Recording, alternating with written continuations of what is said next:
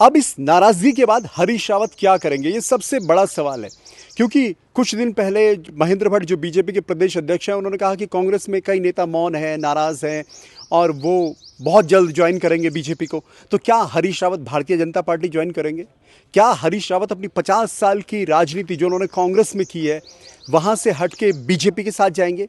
क्या हरीश रावत कोई नई पार्टी बनाएंगे? हरीश रावत का कद कांग्रेस में अगर इतना मजबूत है तो हरीश रावत चाहे तो अपनी एक पार्टी बना सकते हैं, फिर उस पार्टी को चुनाव लड़वा सकते हैं। वो पार्टी अगर दमखम रखती हो तो हो सकता है कि वो कांग्रेस का सब्स्टिट्यूट उत्तराखंड में बन जाए। पूर्व मुख्यमंत्री और राज्य में कांग्रेस के बड़े नेता हरीश रावत को लेकर अलग अलग तरह की कई खबरें आ रही हैं। कहीं चर्चा है कि हरीश रावत बीजेपी ज्वाइन करेंगे, कहीं कहा जा रहा है कि हरीश रावत नई पार्टी बनाने जा रहे हैं, और कुछ लोगों को यह भी कहना है कि हरीश रावत ऐसा कुछ नहीं करेंगे बल्कि अपनी आदत के मुताबिक पार्टी पर दबाव बना रहे। अब सबसे पहले कांग्रेस नेता और हरीश रावत के बेहद करीबी गोविंद सिंह कुंजवाल का बयान सुनिए। जब उनकी बात नहीं मानी गई तो अब वो कहते हैं कि मैं इस मुद्दे से पीछे नहीं हट सकता। अच्छा, तब से उनकी गतिविधियां कुछ अलग अलग किस्म की हो रही हैं, कभी कुछ बयान दे रहे हैं, कभी कुछ बयान दे रहे हैं। तो ऐसी स्थिति में मानना मेरा ये कहना है कि हरीश रावत जी जैसे वरिष्ठ नेता इस प्रदेश के और देश में भी उनके कई फॉलोअर हैं, वो अगर कोई गलत निर्णय ले लेते हैं चुनाव के वर्ष में तो फिर कांग्रेस नुकसान में जाएगी। तो हरीश रावत क्या चाहते क्या है? और दूसरी बात यह भी है कि हरीश रावत क्या अपनी पार्टी कांग्रेस पर एक प्रेशर बनाने की कोशिश कर रहे हैं, एक दबाव बनाने की कोशिश कर रहे हैं, या पार्टी को अपने दबाव में लेना चाहते हैं कि भाई पार्टी अगर मेरी बात नहीं सुनती तो मैं नाराज हो जाऊंगा? कुंजवाल ने साफ कहा है कि उत्तराखंड में हरीश रावत को नाराज करके पार्टी चल नहीं सकती है, लेकिन वाकई में क्या ऐसा है? क्योंकि अब तो कांग्रेस का हाईकमान भी हरीश रावत को पार्टी के लिए उतना जरूरी समझ नहीं रहा, जो कि हालिया घटनाक्रमों में दिख भी गया है। जब कांग्रेस में 6 बड़े नेता शामिल हुए, जिसमें कई विधायक भी पूर्व विधायक शामिल थे, लेकिन संजय नेगी जिस पर हाईकमान ने वीटो लगा दिया, हरीश रावत लाख मनुहार करते रहे, लेकिन संजय नेगी की कांग्रेस में एंट्री नहीं हुई। जब 6 लोगों की ज्वाइनिंग हो रही थी तो सातवां नाम अगर संजय नेगी का जुड़ जाता तो उससे कौन सा फर्क पड़ता? लाभ ही होता रामनगर सीट में।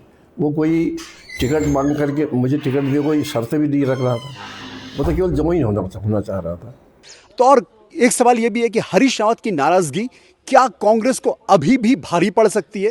इतने साल के बाद भी, अब 75 साल के हरीश रावत हो चुके हैं, तो उनकी नाराजगी क्या कांग्रेस के लिए अभी भी कहीं लॉस है? जबकि अभी फिलहाल दिल्ली का जो केंद्रीय नेतृत्व है, जो हाईकमान है कांग्रेस का, वो किसी पद पे उन्हें नहीं बिठा रहा। तो यहां पे हरीश रावत की पोजीशन क्या है, ये आप देखिए। सूत्रों के मुताबिक खबर तो यहां तक है कि जब दिल्ली में नेताओं को शामिल करने को लेकर मीटिंग हुई तो उसमें कई तरह का विवाद हुआ और उस मीटिंग से हरीश रावत नाराज हो गए और मीटिंग से चले गए और यहां तक कह दिया कि अगर मेरी जरूरत पार्टी को नहीं है तो मुझे संन्यास दे दें। अब इसके बाद से चर्चा ने जोर पकड़ा है कि क्या हरीश रावत अपनी कांग्रेस पार्टी को छोड़कर नई पार्टी बनाएंगे या फिर हरीश रावत बीजेपी ज्वाइन करेंगे, क्योंकि महेंद्र भट्ट ने कुछ ऐसी बातें कही जिससे इसको लेकर कयास लगाए जाने लगे थे। और अब कुंजवाल, जो कि उनके खासम खास हैं हरीश रावत ने, उन्होंने क्या कहा हरीश रावत के पार्टी छोड़ने पर, वो भी सुनिए। ये लोग हरीश रावत जैसे वरिष्ठ नेता को इस उत्तराखंड का, उसको नाराज करके अगर ये मानते हैं कि इस प्रदेश में कांग्रेस आएगी तो मैं तो ये नहीं मान सकता।